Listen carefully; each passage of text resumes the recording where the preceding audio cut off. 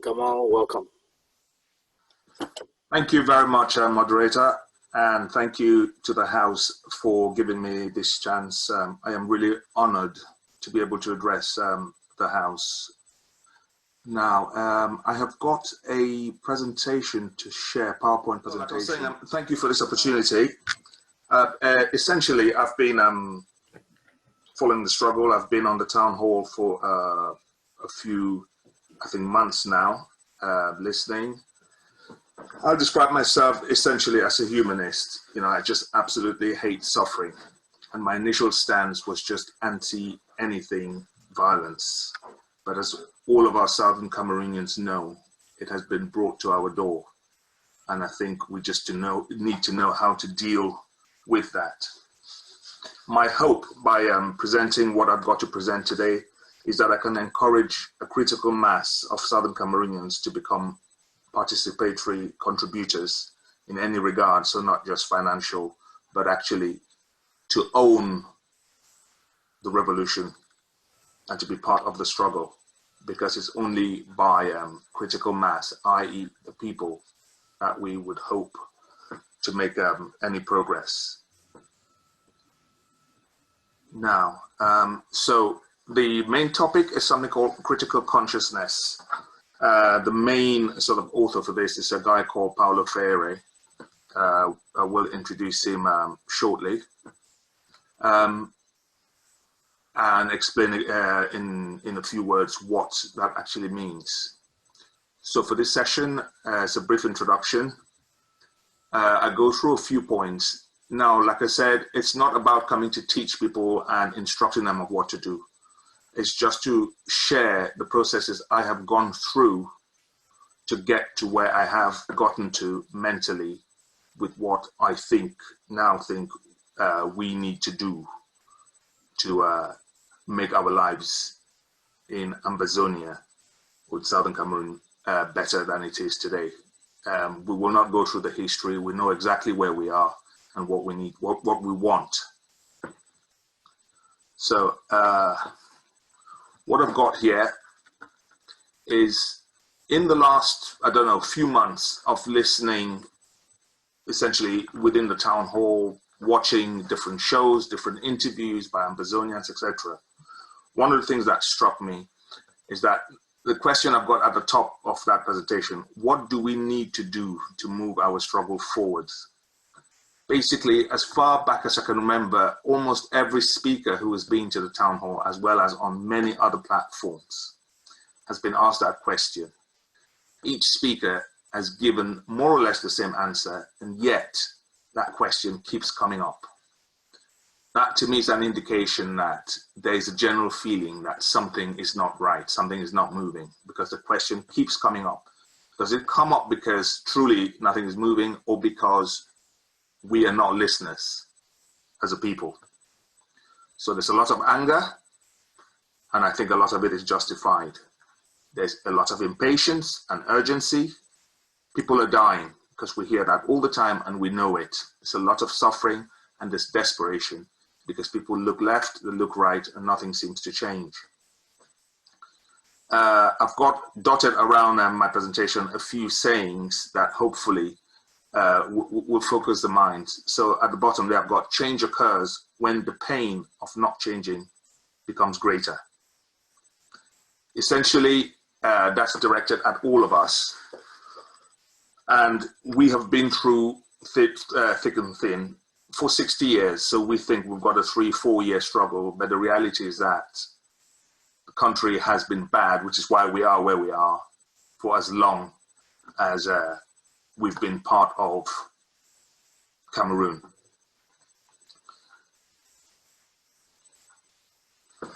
Now, my approach and my contribution is from an educational point of view. A lot of what we do, generally speaking, my background, I qualified as an engineer. I hopped about. I did about 20 years in the IT, as a civil engineer, building bridges. I then hopped about and did 20 years in the IT industry. And now I run a small family business. right through those 3 different careers that I've got to date, or gone through to date, the one skill that has served me continuously in that and in my personal life is simply problem solving. And my approach to problem solving is you cannot solve a problem if you don't understand the problem, if you don't understand what you're dealing with. So the main source of what I'm saying today comes from a book called The Pedagogy of the Oppressed. How do you teach oppressed people to get themselves out of oppression? And the author, Paulo Freire, has got this saying somewhere within the text of the book. There is no such thing as a neutral educational process. And he breaks that into 2 halves. As you will soon find out, a lot of what I say splits the kind of things that oppressors do and dictators do, and the kind of things that, or what then happens to the people who are actually oppressed. So he splits education as either it functions as an instrument that is used to facilitate integration of the younger generation, and indeed the older generation, into the logic of the present system, and bring about conformity to it. That's one way. So if I take the grammar out of that, we are living it, where education can be used and has been used by the colonial masters, by any oppressive regime, to sort of make us all comply to what they want us to do. So they're not looking to improve our lives, they're not looking to make anything better for us. They just teach us what they think we need to know so that we don't change the status quo. And so the second part is education can be used as the practice of freedom, the means by which men and women deal critically and creatively with reality and discover how to participate in the transformation of their world. So again, to take the grammar out of that, essentially what he's saying is you've got to look at the world that you're in critically. So it's not just what somebody said in the bar or what you think might be the case. You need to look at it critically and with reality. So let's not lie to ourselves. If the people we think are leading us in the struggle and misleading us, we need to be honest and say these guys are not getting us where we need to go. We need to look at that and at that reality and deal with that. Otherwise, we're not going anywhere. And then we all then participate in how we transform that world of ours. Now, education, na big word. Where some people, they check say, na only for do with big book. So one of the definitions that I stick with is that education, as far as I'm concerned, is essentially understanding how things work. For me, it means say that mommy or that papa where they for village, in the work farm, where you never learn big book, where you want plant a corn for hill, on the side of a hill. If that papa or mommy understand, say it better for put that bed there, and that bed there will the plant corn, for put her across the hill, rather than long ways coming down the hill. That papa or that mommy not understand the word erosion or anything like that. But as long as for the function that they need those beds for, the mommy or papa, he understands, say, make it put that bed there along, horizontally across the hill rather than downward, then that papa or that mommy be educated in that function. It also means, say, if we want to go fight government, we don't day for 60 years, where they don't know how to stay for power, the way we never ever know how to move that kind of people then for government.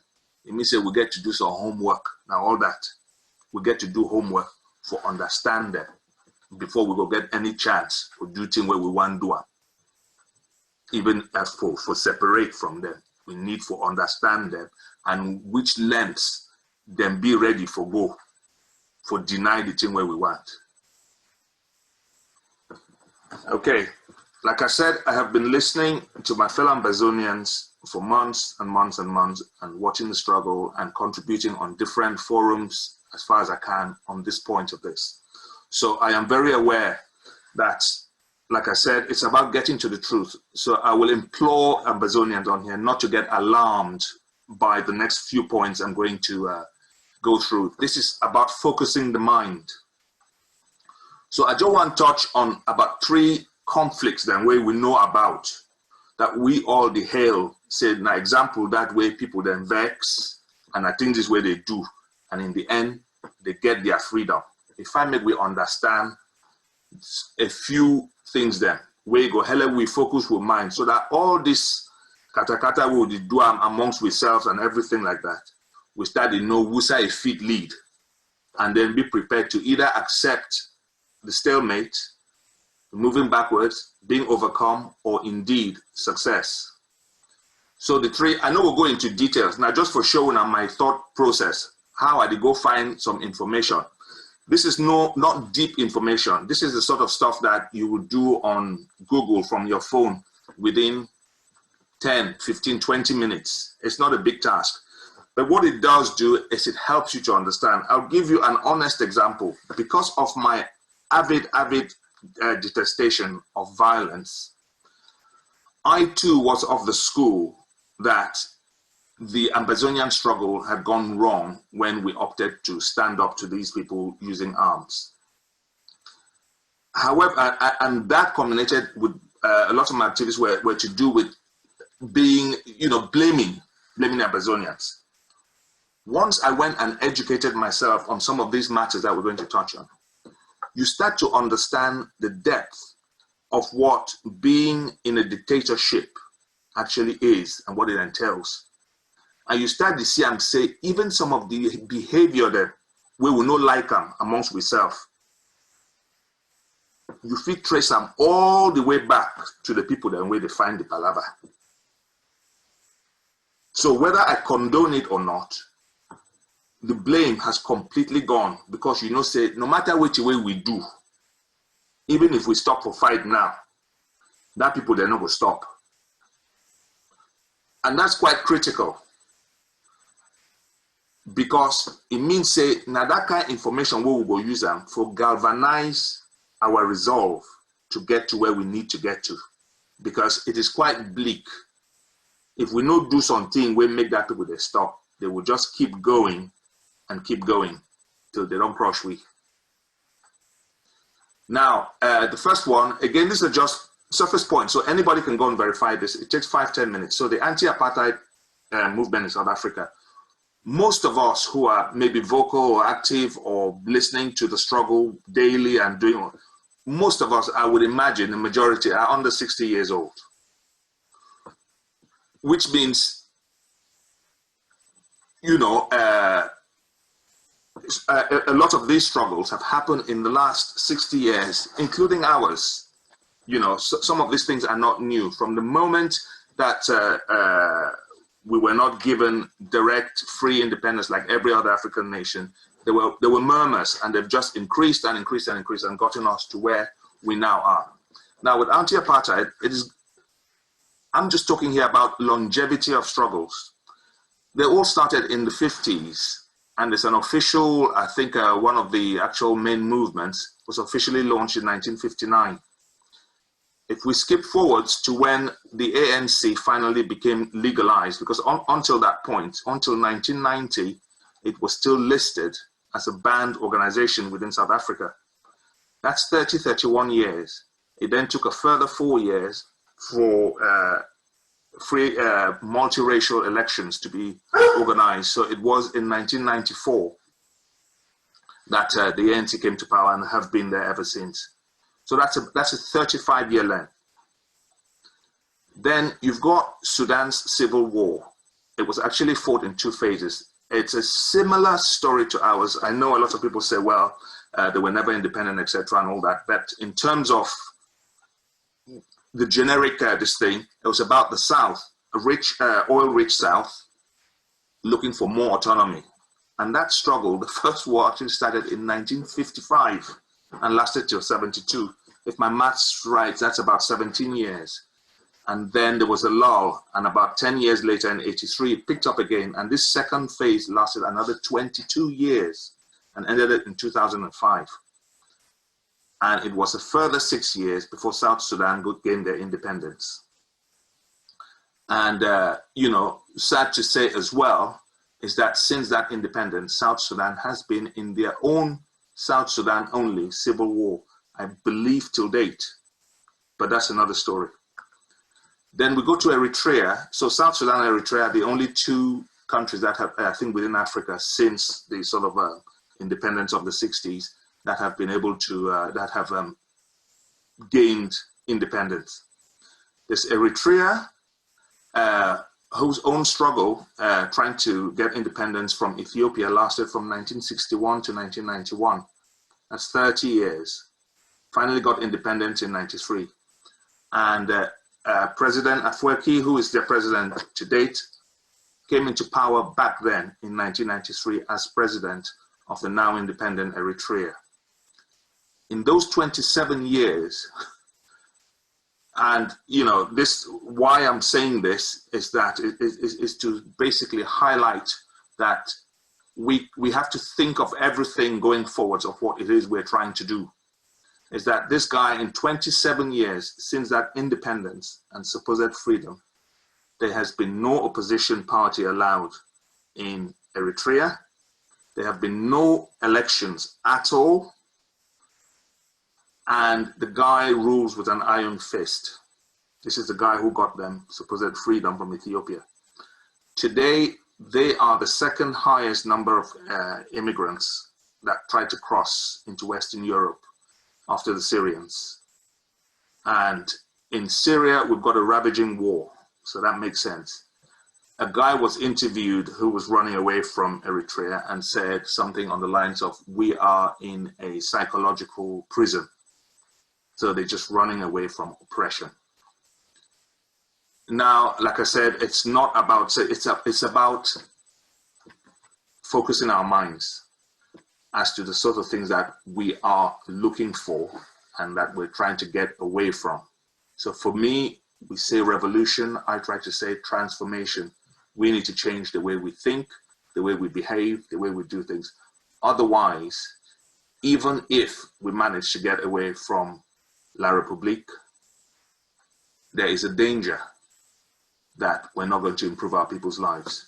That's the only, that's the real essence of me showing this. The next piece here is talking about regime change in Sudan. So not exactly our situation, but there are similarities and certain things. Again, it's about making an opinion. By the end of this, what I'm hoping to do is not to dictate my opinion, but to just share information, which then helps all of us and encourage others to go away and just look at a few things that maybe influence not the end goal. The end goal is there, but maybe how we approach it as a people. It's not a one-person thing, it's everybody in it. So just talking briefly and quickly about Sudan. Again, a lot of this is just laying the background. I've got my eye on the clock. So after South Sudan seceded or became independent in around 2011, I believe it was on the previous slide. In 2012, there were obviously, and there always are, it's Africa, there were problems in Sudan that was left of. So now the new Sudan, which was just formed of what was formerly the northern part. And they were led by Omar Bashir, which a lot of us have now come to know by name. A key thing about what happened only last year in Sudan was this thing called the Sudanese Professional Association. They call themselves the SPA. It's worth anybody spending 5 minutes just on Google and you find out about them. They formed in 2012. There was also, and has always been, Bashir was also a dictator, as they all seem to be everywhere you go in Africa. And they were formed of 17 different trade unions. But they were not formally constituted till about 2016 because, again, of oppression. They were not allowed to function freely.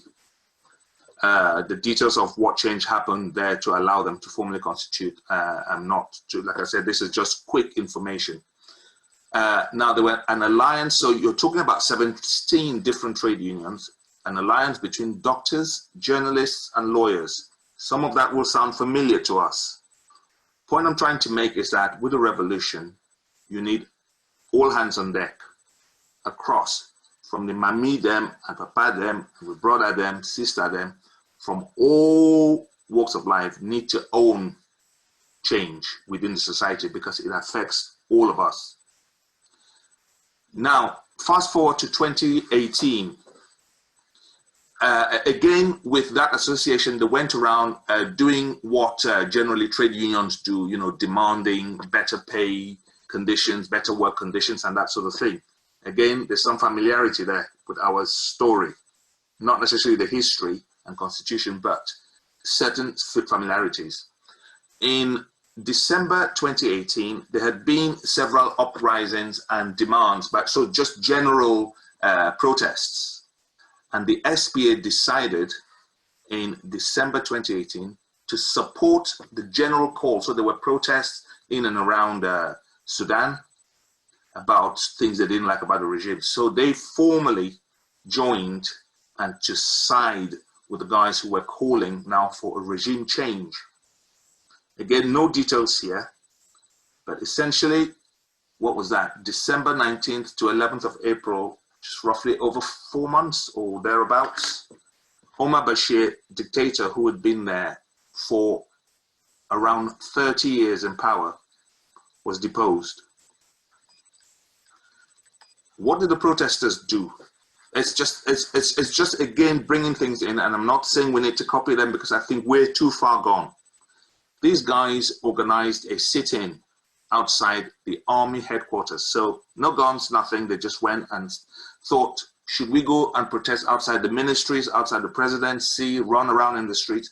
They just went and sat outside the military headquarters in Khartoum. Now, and that's how the protest just swelled and swelled and swelled. And there were, I think they called them security forces. They made a distinction that tried to attack them. And there was even an episode, as reported on the BBC, where the army, as distinct from the security forces, actually defended the protesters. But I would say that that was luck. Now, when Bashir was deposed in April, the army moved in. And they say power is sweet. So they tried to take over and instill themselves as the ruling body. So the army wanted to now rule going forwards. Now, most of you may have heard about the Arab Spring, you know, Tunisia, Algeria, Egypt, all of these things happened. One of the things that the Sudanese kept chanting was, we do not want this to be another Egypt. So just digressing a bit, Egypt also got rid of their dictator, Mubarak. I forget the name of the current president of Egypt, but within 2 years, apparently they say he's a worse dictator now than Mubarak was. Again, we can go and check that out on Google. The guy currently running Egypt, which means that these guys put their lives out on the line. They got the dictator to go. They rejoiced and didn't see the next snake coming into the position. We have to be careful. Now, so he was gone by the 11th of April. On the 3rd of June, so the protesters sat outside the army headquarters saying, this is not what we want. Bashir was just the first step. What they wanted was a change to a civilian, democratically elected government. That's what they really wanted. But what you find out sometimes is that once the dictator is in place and he's got his hand on the teller and control of the army, generally they sit in. So to get to the next stage, they took a stage one. And again, going back to the SPA, not only were they trade unions, they were formed of businessmen, all kinds of things. Even political parties put their political differences to one side and said, we want this guy out and we want to change the regime. On the 3rd of June, the army, as African armies do, opened fire with live bullets on these protesters and killed about 100 people. And they all ran away. They all went back home. However, a few days later, they did come back on the street saying, this is not what we have fought for. And they came back again with their bare hands. 3 days after that massacre in Khartoum, I think that took 2 days. 3 days after, on the 6th of June, because of diplomatic initiatives. What I'm trying to say here is that there is no small part of Amazonia or for the struggle that is not significant. So they also had a diplomacy thing going big time. So 3 days after that massacre, the AU suspended Sudan's membership of the AU. So I think Ethiopia brokered a lot of that stuff. Long and short, last item there, by the 20th of August, something called the Sovereignty Council was created, which is a collective head of state. So there's not one president today in Sudan. There's this body which is made up of, I think it's 6 civilians and 5 military, who have got a 39-month transition to oversee, transition to eventual civilian democratic rule. That's just a quick story on what can happen if people get organized. That was my main reason for just going through that. Now, not our situation, but hopefully you get a bit of what I'm trying to say there. Again, at the end of this, I'm hoping it'll be an answered question session and we can just debate openly. Another thing that caught my eye as I was doing this PowerPoint presentation, and just a quick one, was revolution. And as I saw some guy on YouTube giving this academic definition, and he says, it's a rapid, successful, and significant transformation of at least one institutional structure of society and an exchange of fundamental beliefs or values of a society as a result of a popular uprising utilizing non-institutionalized means. Again, plenty grammar there inside there, more break and down, which I don't do. I don't underline the keywords because I saw the guy to be doing for YouTube. He take that word there, he say, more take each of that word then we'll underline and we'll break and down. So for it to be called a revolution, it get to be quick. So if we say the Republic don't do it for 1960, we don't wait so 60 years don't pass, then we don't start the do it with the do now, with the hope say maybe by 2030 something or 2040 something, we will don't get with Amazonia. If not so with the go, then we don't call us a revolution, not just on natural evolution. It has to be successful to be called a revolution. So again, the guy talked about, he said he's heard terminology like, oh, it was a failed revolution. If it fails, it's not a revolution. It only becomes that when there is that change. This bit is, it has to have a significant transformation of at least one institutional structure of society. So a regime change, where it happens suddenly, we make a Biago or we independence, it go drastically change the way we country day to day. We go be in charge of your own affairs. So at least one institutional structure, if now we independence we get, and then now all the structure then go change. Then there is, very important this one to me, an exchange of fundamental beliefs or values of a society. It means that thing that way with the social cry say we own people, then do them for we, whether not for chop money, whether not for get their own personal interest, whether not for take money from the other side. We as a people get to see and say those things are no fine, and we need for change. The important thing to bear with that is that, like I said, most of us that are dealing with this thing, whether or not the young boys fighting and dying, most of us are under 60, which means that regrettably, and I think we'll touch on this point later on in the presentation, we are all products of the system. So whether we like it or not, something that we don't just learn them automatically because we're inside. And all we don't know now that one way things that they happen. Of course, we get with cultural differences, but essentially because of the way the oppressor, they don't force we for do things in some kind way. They don't block all kind of progress. They don't take away all we institutions, all we organization, them, all we businesses, everything. They don't block them. They don't force we, because at the end of the day, we being a human being, then we get for survive. So it don't force we for be in touch with some quite not so straightforward things there. So some of we don't pick up some of that habit there. We will try for running. So we need for change that. Another important point, as a result of a popular uprising, popular here represents the people. So there's still a debate out there about what you call top-down revolutions, where a few elites influence the change. Generally, I think, just looking at what's been happening around that, it is almost impossible. And this is why sometimes I think, again, this is my opinion and open to debate and to be challenged on it, is that a lot of what has happened to us means that we so look up to some person, make it lead. But revolution are all manity.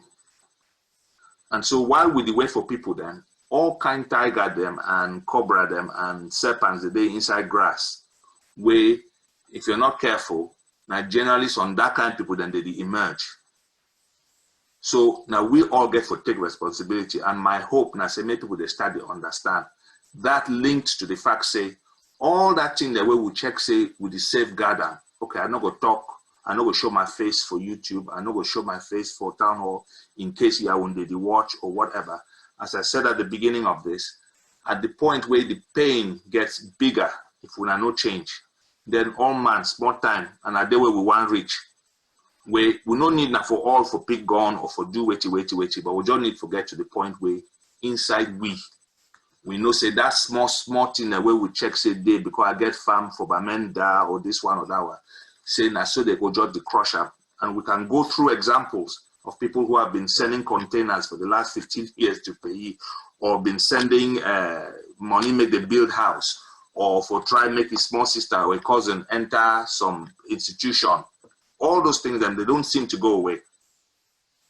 And so at some point, and this is where the critical consciousness, which is what this course is about, or this talk is mostly about, comes into being, where you start to see the reality for what it is. And lastly, it says, for it to be a revolution, you've got to utilize non-institutionalized means. So basically, you have to do something that's illegitimate. So Yaoundé wouldn't like it, and they can't try to use laws and whatever. But things done bad for the point where if you just go, so for example, if we had a regime change through elections, that's normal democracy. It's not a revolution. So I won't dwell much more on this. Now, again, mostly things to focus the mind. I did some reading about dictatorships. What this does as well is it helps you focus your mind. So people come up with an approach or something that they think we should be doing to move forwards. With a bit more knowledge about what, who, and what you're really dealing with, you think you approach twice. I'll give you an example. One of the things that really excited me way back, 2017, 22nd September, we all know the date, when Ambazonia came out to say enough is enough. I saw that and I thought, wow, I've never seen anything like this in that country. We Ambazonians saw it, even we were taken aback in the diaspora. I am sure Yaoundé was taken aback. Because I do some of these sort of looking around at things, and I sort of think I had a bit of a handle of what dictators were capable of. When it was announced that we had the 1st of October outing, as the talk for PG, my heart be caught. Now, we wouldn't dwell on this. A lot you can say about dictators, but just a few key points I've jotted down here. They are really only interested in maintaining their dominant position. There's a type of their position. Now, what I'm trying to say with that is, when we as normal people, then we Ambazonian, then we look the palaver for this Cameroon and LRC palaver. A lot of people talk about, well, a government should do this and should do that for its people. Should is what you expect. The reality is that these guys have never been, and I don't think will ever be, interested in the well-being of the people. So once you cement that one inside your head, You just know, say, whatever you do, these people, they don't have our interest at hand. I think it's even more sinister what they're trying to do than most people actually appreciate. But that one a conversation for later. One of the things to understand about them is, and you see it all over Africa, all over where it happens, in Europe, in the old Eastern blocs, in South America, they will defend that dominant position at all cost. Which means that these people, they never shoot we before, because we too, never strong head forget for the level where this struggle don't get to.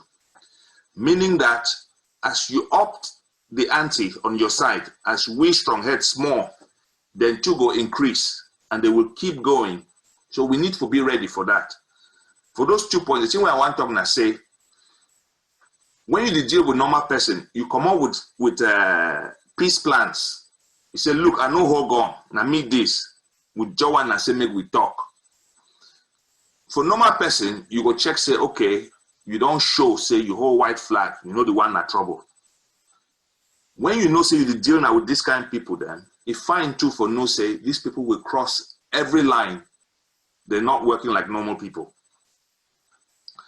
And to my last point there, any attempt to soften their power is countered with what they call false generosity. I'm not going to explain the one plenty, but I will just leave when I think of this. I don't list a few things and they way La Republique don't give we way for a lot of people then. At that point when these things were offered, there was a lot of jubilation by some people. When you look at that list of all the kind, I mean, the thing, the plenty past the one. So I don't put one, say Federal Republic to United Republic. I think that happened, if my memory says, that the 1972 one. So now only for us when I say, today, do we still have that United Republic that they gave us whenever? Many other things on past. They give we multi-partyism. People, they glad. Say SDF, D1, that one. What did La Republique do? Because as the governing body or whatever you call them, they decided to give licenses to I watched something of Biya saying, je vous ai donné la démocratie. I give you a democracy. Say there are over 200 parties in Cameroon. So every man glad say if he form a party with the 3 people then, he and a brother or he and a village. In the end, there were 200 parties. So that is multi-partyism in Cameroon. Can anybody tell me anything that has changed since CNU, now called CPDM, came to power 60 years ago? I think it's about was it around 92 that this decentralization was announced, which Chiroma told us near at the beginning of this struggle that it was, did he say 80% or 90%, 95% completed. They granted us the GC board after a lot of, I would call them at the time, Anglophones protested. I think that was in the 90s. And they got the GC board. Inside there we struggle, so they don't take and go back for your own day. Inside there we struggle, we hear about humanitarian effort about a year, 2 years back, where they show we ministered and where they force them, say may they contribute money, this. Where war is still go on. No talk about ceasefire, nothing. They said it was a humanitarian effort. We all know about Grand National Dialogue. We all know at the end of that, they give we special status. The one where they go on now for news, and I say they reconstruct Northwest and Southwest. So just putting it out there so that we start to understand what you're dealing with. And then it will help the debate go forwards, because at some point we talk amongst ourselves, but if find someone with the talk, we know what we talk about. Then that one a dictator then. What do they do to maintain their power? They oppress. So I'm getting into the realms of what this whole session was about, but we're close to the end. It's just to give the ideas which I hope will form our basis of our debates. Characteristics of oppression. imagine we have been, well, not imagine, we have been in it for as long as they have been in power. So for 60 years. One of the things that oppression does is it dehumanizes. But that dehumanization takes place at both levels, at the oppressor level and at the level of the oppressed. To move the grammar from that big talk, now for talk say, when person don't oppress you, so you cease for being a human being for your eye. And the worst thing I say, after a while, you self will be oppressed. You lose your self-worth, so you don't feel like say you be some better person. So if you work boy for some person, or you be slave, nowhere does it occur to you for your mind, say you as a human being, you feel ever get place like this my place. You just know, say, as they called us all kinds of animal names around the time that Weber made his big speech in Parliament, as you remember.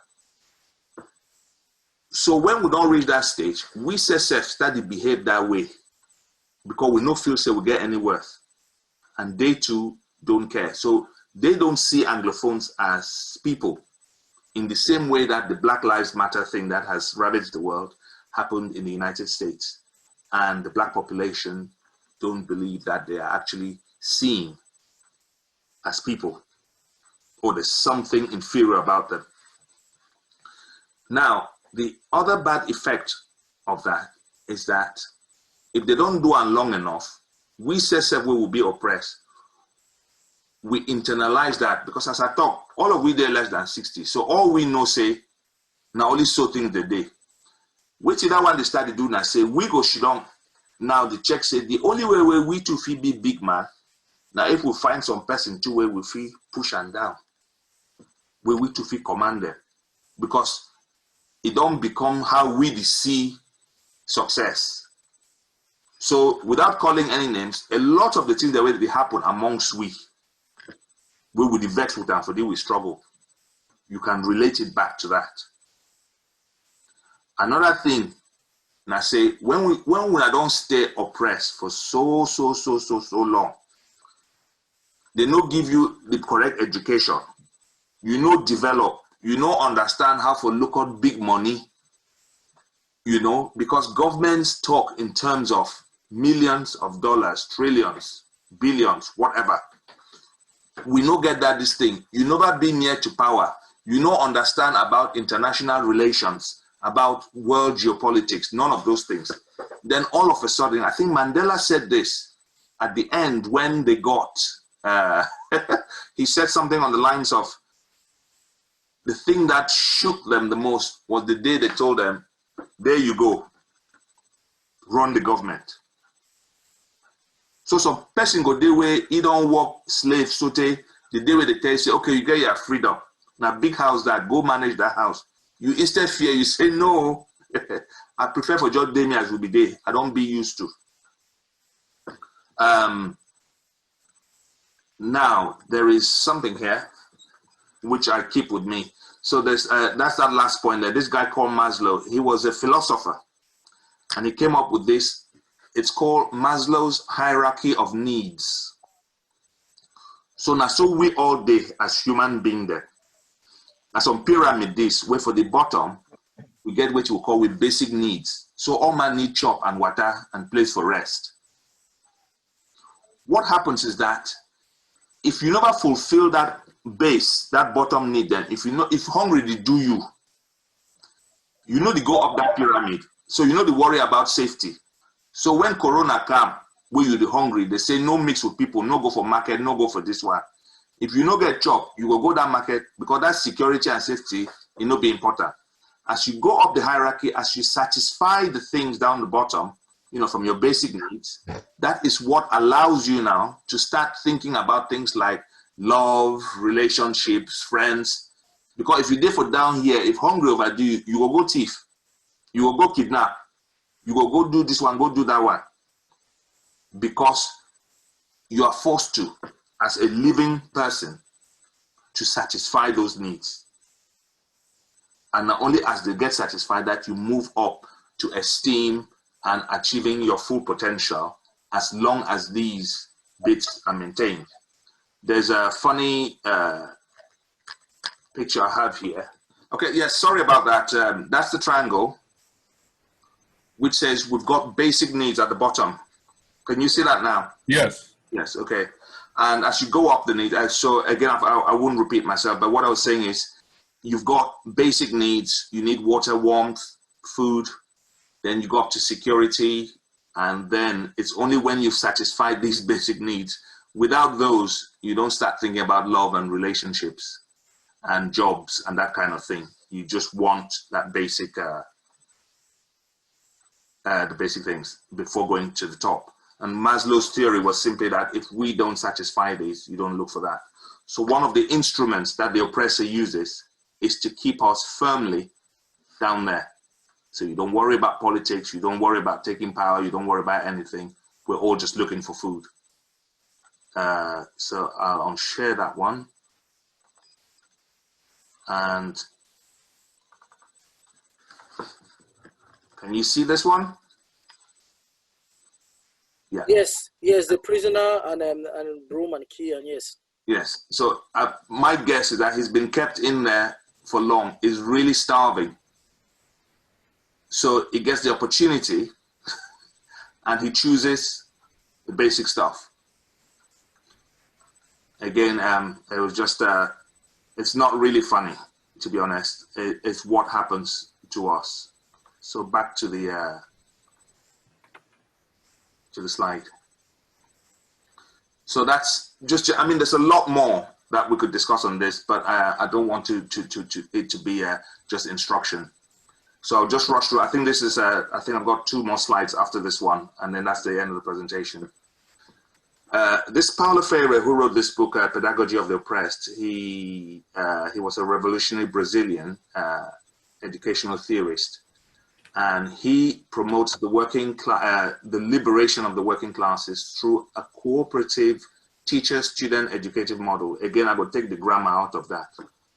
At the very bottom of this, he says, we've got what you call the traditional method of teaching, where everybody goes into class, the teacher prepares the whole lesson, and it comes and it does a top-down approach. So we go learning where they talk, and so we go do it. First of all, people are not responsive to that, not very responsive to that. What he suggests for this critical consciousness, which is where we're trying to get to, the critical consciousness, if you remember back to the beginning of this presentation, it's about the things that trigger in us the desire to change the status quo. So what we're trying to do with this is to build the potential, because like I said, we have some very strong leaders who came out and spoke and said, this is what we want. These guys are maltreating us, and it would be good if we got our independence and do X, Y, Z. To actually achieve that, you need the buy-in from the people, not just from a few followers. The people need to know, because as the lady, I forget her name, from Trinidad and Tobago. Lucinda. Yes, Lucinda said, you're not just going to the supermarket or to the market to buy some plantains. You're trying to get independence from a guy or from a set group of people who will do everything to keep you where you are. So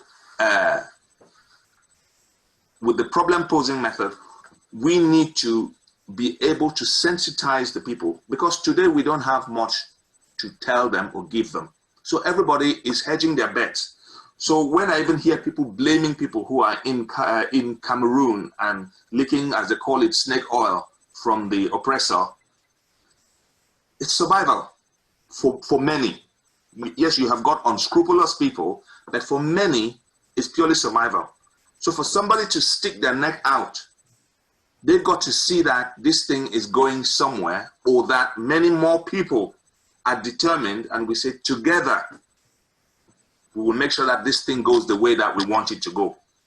And then people will stick their necks out. You know, I know it's not a popular name in this house, but I'm just using the incident rather than the individual. In '92, Frundi won the elections because the other parties, the other opposition parties, remember I told you about 200 of them, gave him their backing. He won on the count of the votes. When it came to taking power, at that point, the guys re-evaluated their position. Because at that point, the man who had his hands on the power of the military was still in place. And there's a famous interview in which Chiroma said some crap, pardon my French, I'm really sorry about using words like that, about we chose, what was his words? We chose legality over legitimacy. So he conceded that legitimately Frundi had won, but they were going with legality, which is another word to say we were just scared of what would happen. Now, with this problem posing method, what it is, and this is very important because this is a lot that has been happening within our struggle, is where we talk to each other. I think 3 people have said that already today. This is what I'm trying to say. There's little that I'm saying today that we don't know. And what that means is that if some man come up with some idea no be too small. But any man to where the one come up with idea, make that person to be ready for defend the idea in sense of, this is why I think this. Have you thought about this? Have you thought? Because none of us knows everything about everything. I couldn't give any advice on military strategy, but I don't belittle it because I just don't know. But what I hope is that those people who are moving in that direction at least go and educate themselves, because we don't have to all be experts in all the things we do, and even in some of the things we do, but we all have the capacity to learn, and we have a responsibility to do just that if we're leading people into it. So this problem posing is just the big grammar, but what he's saying is that I no go come here, can't tell when I say, na so we will do this thing, na so we go do the one. I ask you, say, what do you feel? Because the man we na minister today, when na Southern Cameroonian, when na minister for government, so one day or the way they still feel for the cause, but they don't reach minister, they say how for do.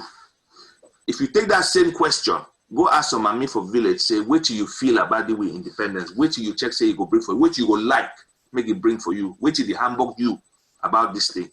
They'll give you their own answer. So they see from their own perspective. So it is incumbent on anybody who moves ahead to be the leader to be prepared to take a good sampling so that when you're coming up with solutions, because at the end of the day, you need the people to be with you. You're not a leader standing in front and leading the people into a revolution. You're standing shoulder to shoulder with them. And there's that saying there from Ferry again, it is not our role to speak to the people about our own view of the world, nor attempt to impose that view on them, but rather to dialogue with the people about their views and ours. Then we come to a consensus. So some word that they will don't use like collaboration between the different factions and the different organizations of our struggle. And a lot of people are up in arms, I cannot see X ever sitting down and talking with this and that. We don't need to sit down and talk as friends or have a beer. But just to give you one like this thing, how long have I got, moderator? Like I said, this is the last but one slide, I believe. Okay, just go ahead and finish the slides. Yeah. Yes, one of the things that we're talking about is understanding what our goal is. So the guy who goes with the military option, which we've been forced into, has got the same goal of liberating the people. The guy who's gone, or the guy and girls who've gone with the diplomacy thing, are talking to people out there, because that's also necessary. You don't regain your restoration in a vacuum. It is within world geopolitics. Now, when the person who has opted to go down and is knowledgeable on diplomacy is in a room with some UN or foreign government official talking, the last thing that that guy needs is to be shown pictures of atrocities which may be attributable to the other arm of the same struggle, because it then weakens person A's position in that negotiation room. That's what I mean. So it's not collaboration in that we sit and have a drink with each other if we don't like the approach or whatever, but it's understanding that we need to collaborate towards that end goal. So you make sure that you don't do things that negatively impact the other arm of the struggle. Yes, and we speak to each other to understand our problems as a prelude to transforming our society, because that's essentially what we're looking at. Critical consciousness. So again, he tries to explain this concept of critical consciousness. He says animals live in settings that they cannot change. So the animal just goes, it looks for food, it eats it, and then it stays. Whereas human beings can understand the world. You can understand it is too cold, so you put on a sweater. But if it's cold perpetually, even with the sweater, human beings now put in labor to alter that environment. So they will put in heaters, or they will put in some extra protection so that the cold doesn't penetrate the walls of the house or whatever. Or you're using your telephone, your old telephone, which was a landline, and somebody calls you and you need to go and take something for backside. Then that line no reach for backside. Immediately triggers something in your head, say, if you find if this phone be being a wireless. And that's how you trigger change and innovation. So the human beings can do that. Similarly, if the conditions under which you live, i.e. we're talking about oppression here, once you're sensitized to realize that thing where you work at go Yaoundé all the time to go follow dossier, nothing no they ever work, any small business where you do, they tax you till kingdom come, corruption day. So when those things they start, they bother you for the point where you look back, 15 years don't pass, 25 years don't pass, nothing no the change. Hospital them, all kinds in there. You then think something get to change, which is why we are where we are. Also important, this human activity consists of action and reflection. What Ferre talks about in the book, he says, pure action where when I no think, when I just the act. He calls that activism. On the other hand, if we just sit down every day, we just the talk, we feel make nice lectures, then talk, but we not do anything. Either one, you know, they get you anywhere, because the action, if we talk, say, okay, we don't contribute money, some person on chopper. Maybe we just contribute for that same person. We will not go change the way we would do anything. That one to know go hell. So now the two things then, we do some small thing, when I look and when I review them, did this thing work? Yes, let's do more of it. Did this one not work? No. We discard that one. Next time we're not going to do that one again. And ultimately, the people that we call them leaders, and the people that way they say they be leaders, you know, if you just wake up Sunday, say you be leader, you go instruct people that which they will do. Because that's what you want to do, it concerns that people that they need to be part of that. So you need their opinion, you need their views. Of course, we cannot go and talk to 8 million people, but hopefully you get the picture. Yeah, and that's the last slide. Again, he just highlights 4 big things that the oppressor uses to keep us where we are. And the second part is just each one has come with an opposite thing. So they conquer. They've come into our land with their guns to do what they need to do. How do we push back on that? Which will be on the counterbait, the cooperation. They do divide and conquer. They pay money for some people, them, they do all kinds of things, they lie about we, they send videos, they send people them for kill with people them, pretend say, now we.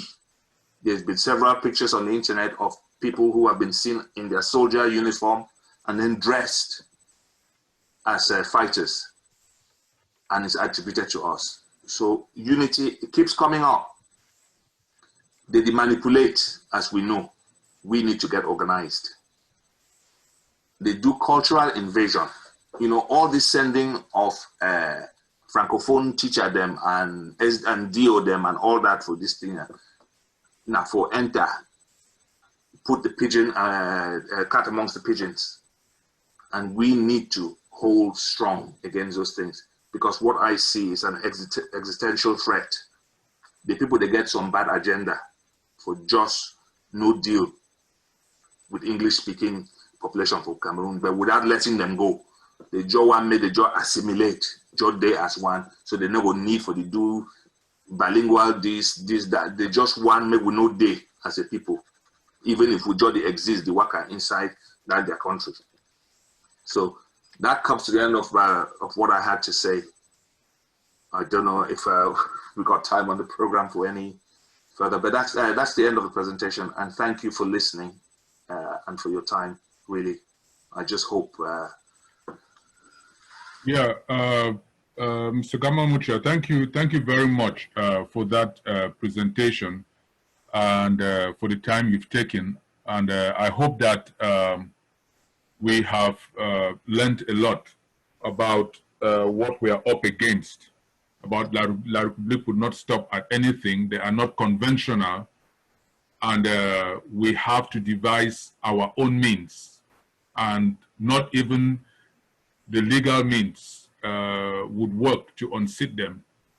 As we've seen, Cameroon is the one country that didn't sign the UN peace ceasefire because of COVID, and the killings are going on. So we really have to understand the magnitude of what we are up against and avoid trying to narrow down our scope to some conventional only means. We thank you very much, and I think we would open the floor for questions if there are any people with questions so that you could answer them. If people have questions, please just put your hands up and then we'll go down the lines, or if you have, we'll take questions and maybe comments at this point. Thank you so much, Chair, and thanks so much for the presenter. I really did enjoy the presentation. My question is very brief. From his assessment, where the revolution is at the moment and the disposition of every frontline movement and all the participants, how does he think? What would he advise? If we had to ask him to advise, what would he advise we do to be able to change our mode of engagement to implement some of the recommendations put forward? That's a straightforward question. And then secondly, would he be willing to be personally involved in any initiative that aims at rolling out some of the ideas that he has put forward? Thanks so much, Chair. Okay. Let's take, if you're writing them down, let's take another question, then you could answer them successively. Yeah, you have the floor, yeah. Okay, thank you very much, Gamal, for that presentation. My question is to do with your very professional, articulate description of the Paulo Freire pedagogy of the oppressed. We have moved to a stage now in the revolution where we are seeing the sins of our stepfathers following us into southern Cameroons. How do we avoid that? Basically, how do we do that? It's a shocking question, but that really is my question. How do we make sure that all the corruption, all the mismanagement, all the wickedness that we see does not follow us into a new country that we are trying to create for ourselves? Thank you. Thank you. So if you want to go ahead and answer those two, maybe in the meantime, we might have other questions. The floor is yours. Okay, first to Dr. G's question about, it's very similar to the question I put at the beginning of the slide on how I, again, it's just an opinion, see us moving forward. Now, one of the reasons why I put out the slides showing the longevity of a few other struggles that we kind of hail as success stories is just to bring that reality to bear. So we are 3-4 years in, and a lot of, well, there are not that many that are sort of on the path of what it is we're trying to achieve. So there's only 2 examples of cessation, and then there's a big story of apartheid, which again, different dynamics. The majority were the blacks. So it was really only going to go a particular way once there was enough pressure. Again, I would just go back to my basic instincts and principles on problem solving, to be honest. Meaning that if, or to use an analogy with, I don't know, business, running a business and making a profit in that business, the principles that you need to run a successful business, understanding your market, marketing, sales, whatever, a good product, etc., those remain. So if you start a business and it fails, there's one or other of those principles that you have not followed, or you have made an investment in something that was always on shaky grounds, you made a big assumption or whatever. Now, once that has gone wrong and somebody asks you, what do I need to do to get out of it? I think you still need to go back to the basics. What are the principles of the things that you needed to have done? Of course, we're not starting from where we were, where everything was peaceful and people could move around, albeit still restrained in Cameroon. So yes, but the core principles will be the same. And those are the kind of things that I've tried to cover through the course. And, you know, first of all, understanding what we're dealing with, because there's still statements that come out, I know, in anger, in frustration, in helplessness, which still shout at people, just do this or just do that, or why can that person in Yaoundé not do this and do that? Now, understanding that with a dictator, I'll just say something. All the people that we, you know, traditionally were all of Southern Cameroonian extraction, you know what we call for Cameroon, big people. They're big people in our eyes. The reality is that when you're in a dictatorship, you've got a small core of people in what I call the inner circle, and that's it. So even though we're big Anglophone people, and where did they Yaoundé, they don't get power at all, let alone a businessman or the leader of SDF. They can talk, but that's it. They cannot actually influence anything. So it is down to the oppressed, singularly, for us to get out of that. The only way I see it is, like I said, all the things I try to touch on here, which is education, i.e. understanding. So not education as in big book, make we all understand, say, one, we're in the corner and there's no one coming to our rescue. So we either perish or we go for it. I can't, apart from what I've actually covered, and I think that those are the points that I've put. In terms of initiatives, yes, definitely, I'm willing, because like I said, for a long time, there are many people I talk to and socialize with another who would not, for example, do anything like this. They would not put their face on in case La République is watching.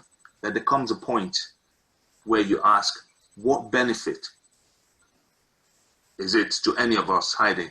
I'm not asking people who are in Cameroon to go out and put their lives in danger, but when they come chasing after you, which they almost invariably do, of course, you have got to react to that. You've got to defend yourself because they are ruthless. But yes, definitely in terms of initiatives, you know, I'm welcome. And this is one of my, I guess, first public participations. And as they say, there is no going back. Now, to Sister Ya's question about avoiding the sins of our forefathers. That was, again, I believe I covered that. I wouldn't share my screen again, but on the part of my slide, which had the point, I think, on revolution, the part that I talked about transforming the way we think.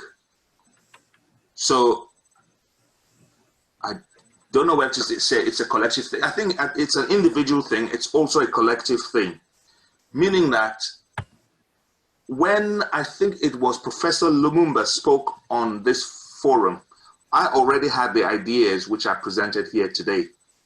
And one of the things I tried to do on the town hall WhatsApp group, I kept repeatedly, and now I'll confess, because we're all now out in the open, I kept repeatedly saying, who or what is the enemy? I kept saying the what because I noticed on the WhatsApp forum that when there was anything, how would I put it? I don't know, serious or that needed some sort of input, there's little participation. Once, for example, and that's the thing that I saw and that really got me going, once there was any subject about my trip to Boya money, for example, the whole house came out. And I'd go somewhere and come back and there'd be like 175 messages. That money's gone. And we've still got a struggle on our hands.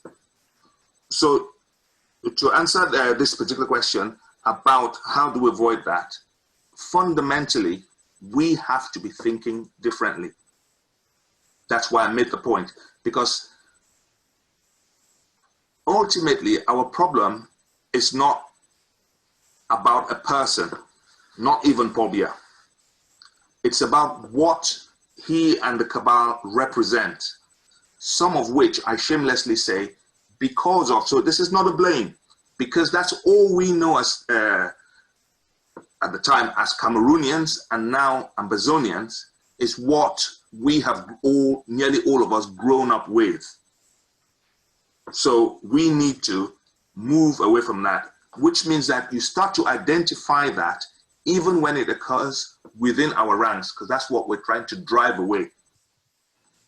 I know independence means, or restoration means we get away from these people who have done this to us. However, if the characteristics follow us, are we really getting away from it? Is it really worth the life? We have to ask ourselves that question. I don't think there's a system that you put in place that does that. The person, we need to identify that our problems are not just the oppression of the guys in Yaoundé.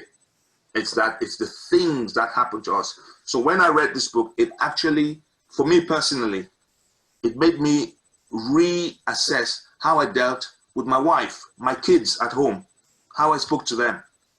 That's how much it affected me to revise and revisit all those things, because that's where it starts. That's all I can really say to that. But if we don't do those things, then we're just taking the warts over into an independent Cameroon. So an oppressor who is Ambazonia, San Cameroonian, is just as bad as an oppressor if they do the same things to us and limit or dehumanize any one of us. It's the same. So when we see it, we call it out. We call it out when it's Yaoundé doing it. We call it out when it's Ambazonians doing it, because that's what needs to change. So much more than the person. Biya will or will not be there that long. Whoever comes in will continue what they're doing. It is that thing that they're doing that's our problem. And if we're doing it ourselves, it's still a problem. I hope that answers those questions. I can get verbose sometimes.